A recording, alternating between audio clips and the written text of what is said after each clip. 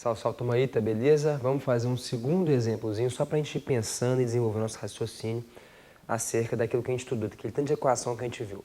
Então o exemplo é o seguinte, ó, como é que é o alcance ao longo de um plano inclinado?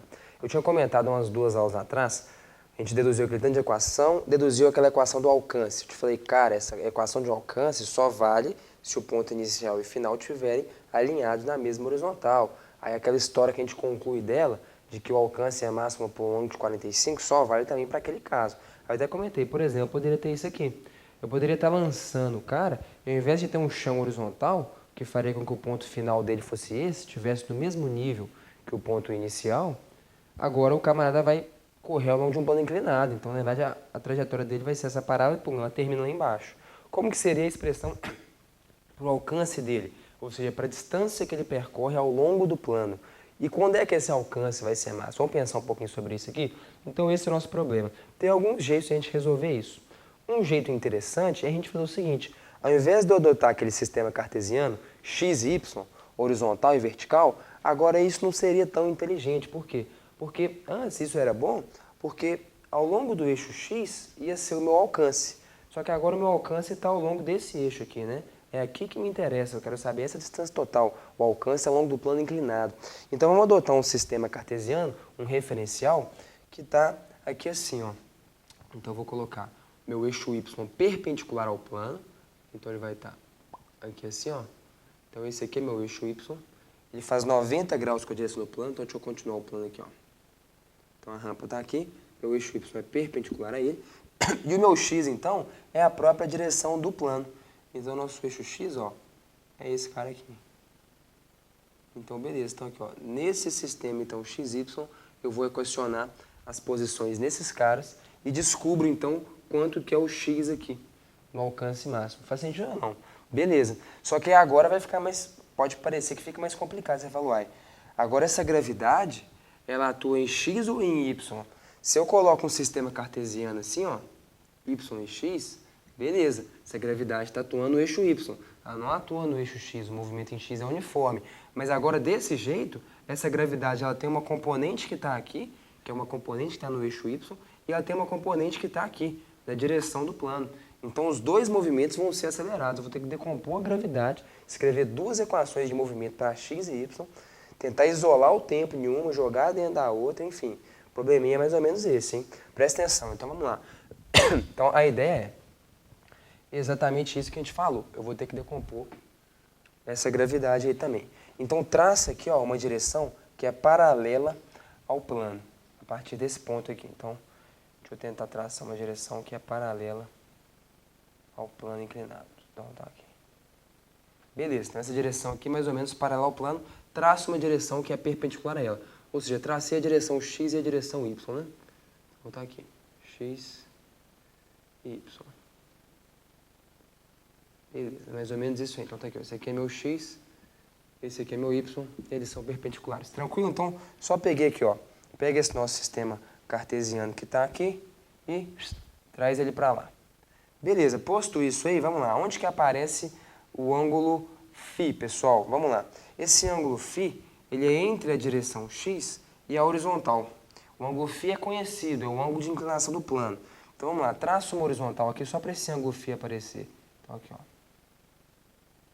Beleza. O ângulo φ está aqui, né? Concorda ou não? O ângulo φ é o ângulo entre a direção x e a direção horizontal. Então tá aqui, ó, horizontal com direção x, esse ângulo tem que ser φ. Beleza ou não? Então aqui tem que ser 90 menos φ, já que a gravidade e a horizontal são perpendiculares.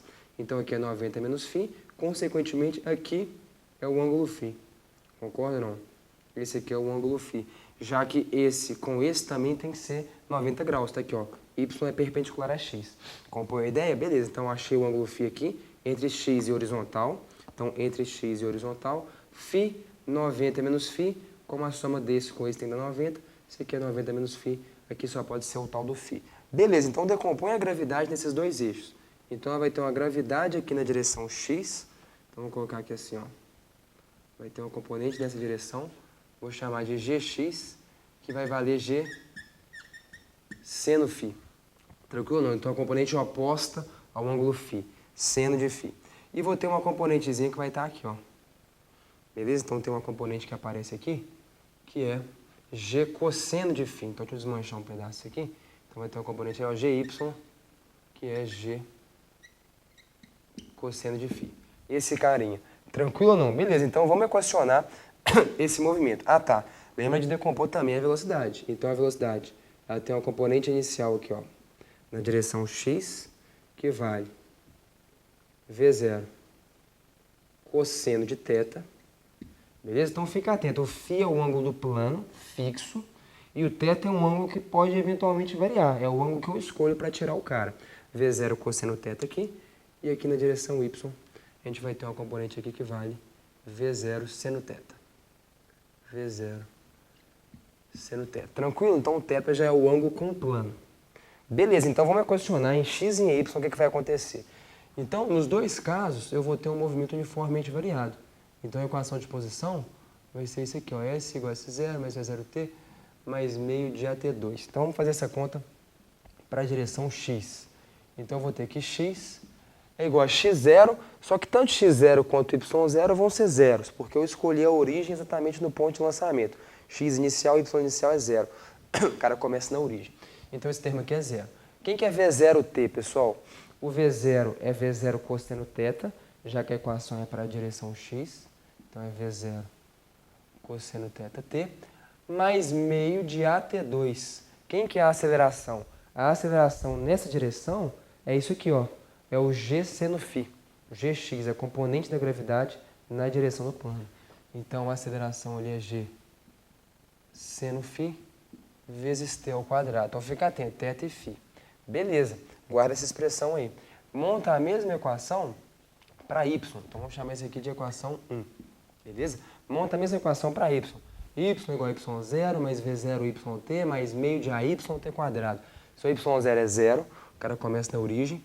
Então vai ficar aqui S, Y é igual a 0 mais V0t, então V0YT, V0 seno θ, t, mais meio de AT2. Quem que é a sua aceleração nessa direção? É essa componente aqui da gravidade, é o g cosseno φ. Só que aí presta atenção, o seu eixo Y cresce para cá e o seu GY, o g cosseno φ, está apontando no sentido contrário. Significa que a aceleração é negativa. Então aqui vai ter um menos, então é menos meio da aceleração, que é g cosseno φ, vezes t quadrado. Então presta atenção nisso, hein? Dois movimentos nesse sistema XY que a gente tem uma composição de dois movimentos uniformemente variados. Um com aceleração g seno φ aqui na direção x e outro com aceleração g cosseno φ. Montei a equação dos dois. Para qualquer t que eu colocar aqui, eu vou ter quem que é o x naquele tempo, quem que é o y naquele tempo. Faltou um t aqui, né? É V0t, então é V0 seno θ vezes t menos meio de g cosseno φ vezes t quadrado. Tranquilo. Eu poderia isolar o tempo em uma e substituir na outra, que aí eu obter a equação do movimento como um todo. Mas não seria muito bom, porque é uma equação de segundo grau em t. O que significa? O que você quer? A gente quer, pessoal, achar esse ponto. Bom, mas o que acontece nesse ponto? Esse ponto aqui é quando o y vale zero. Olha aqui, o x vai variando, variando, variando, o y também, mas tanto nesse ponto quanto nesse ponto, são os dois pontos em que o y vale zero. Então eu acho quais são as soluções de y igual a zero, quanto tempo demora para o y zerar, e jogo na equação do x. Vou descobrir qual que é o x quando o y zera. Qual que é esse x aqui? Que fácil de ver não. Então eu pego nessa equação e faço o y igual a zero. Quando é que o y zera, pessoal? Então vai ficar assim minha conta. Zero é igual. Posso fatorar um t aqui? Daí vai ficar V0 seno θ menos... Deixa eu aumentar isso aqui, né? V0 seno θ menos meio de g cosseno φ vezes t. Concorda ou não? Eu tenho duas soluções, é uma equação de segundo grau. Quais são minhas duas soluções? Ou o t é zero, primeira possibilidade, t igual a zero. Só que t igual a zero é a solução trivial, né? Realmente em t igual a zero, lá no instante inicial, o y vale zero, a partir que eu estava na origem. Essa solução não interessa pra gente. O que interessa é a segunda. Então eu tenho um produto de duas coisas que tem que dar zero. Ou uma delas é zero, t igual a zero, primeira solução, ou a outra delas é zero. Esse termo ser zero significa que isso tem que ser igual a isso. Igualando isso aí, a gente vai achar que o t vale quanto, pessoal? vale 2 V0 seno de θ sobre G cosseno de φ. Concorda ou não? Então, iguala esse cara a zero, isso tem que ser igual a isso, jogo 2 multiplicando, G cosseno φ dividindo, tá aí. Esse é o tempo que demora, então, são duas soluções, né? A primeira e a segunda, em t igual a zero, e em t igual a isso, o y vale zero, que é esse ponto, t igual a zero, e esse ponto. O que me interessa é a segunda solução. O que a gente vai fazer? Vai avaliar a equação 1, que me dá a posição x como função do tempo, nesse instante de tempo. O que eu vou ter vai ser exatamente esse alcance aqui, que é o que a gente queria calcular. Então, a gente vai encontrar, pessoal, exatamente, ó, quanto que vale isso aqui. Esse tamanho aqui, ó. Então, isso aqui seria o nosso alcance ao longo do plano. Beleza ou não? Então, vamos chamar isso aqui de telinha, né? Só para diferenciar. Então, continua a brincadeira aí. O que a gente vai querer fazer vai ser calcular aqui, então, ó, quanto que vale, então, aqui, ó, o nosso alcance vai ser exatamente o x de telinha. Tranquilo ou não? O x de telinha é pegar, então, essa expressão aqui, ó, e jogar t igual a telinha nela. Então, vai ficar, o alcance vai ser, substitui esse valor de t naquela expressão. Então, é V0 cosseno θ vezes t, só que o t é o quê? 2 V0 seno θ sobre G cosseno φ, mais meio de G, vou escrever aqui embaixo, então, né? Mais meio de G seno φ, telinha quadrado. Esse cara ao quadrado vai me dar 4 V0 quadrado seno ao quadrado dividido por G quadrado cosseno quadrado de φ. Tranquilo ou não? Beleza. Podemos fazer só aquela fatoraçãozinha que a gente já fez antes. Olha só. Aqui aparece 2 seno de θ cosseno de θ. O que é isso? 2 seno θ cosseno θ. É o seno de 2θ. Aqui dá para a gente simplificar umas coisinhas também, que é o quê? Tem um G aqui com um G quadrado. O que mais? Esse 2 com esse 4 aqui, né? Acho que só isso. Beleza. Então, a gente vai ter uma expressão assim, pessoal. Então, aqui, ó. O nosso alcance, se eu fizer essas simplificações aí que eu coloquei, ele vai valer. Vamos ver, então. Então, ficou V0 quadrado aqui. V0 vezes V0. 2 seno θ cosseno θ é seno de 2θ. Seno de 2θ. Tudo isso dividido por G cosseno φ. G cosseno φ. Mais esse outro termo, que é o quê? Que é 2 V0 quadrado seno φ seno quadrado de θ. Então, é 2 V0 quadrado seno de φ seno ao quadrado de θ dividido lá embaixo também por G cosseno quadrado de φ. Então, olha como é que ficou mais complicado então, hein? O alcance ao longo de um plano inclinado não é aquela fórmula simplesinha, não. Aquela fórmula simplesinha quase que apareceu aqui, né? V0 seno de 2θ sobre G cosseno φ. Vamos lá, aquela fórmula nossa, ela tem que valer. Isso aqui é uma fórmula geral para o alcance ao longo de um plano inclinado. Aquela equaçãozinha que a gente obteve para o alcance, ela tem que ser um caso particular disso. Que é qual caso? Volta para o desenho aqui rapidinho.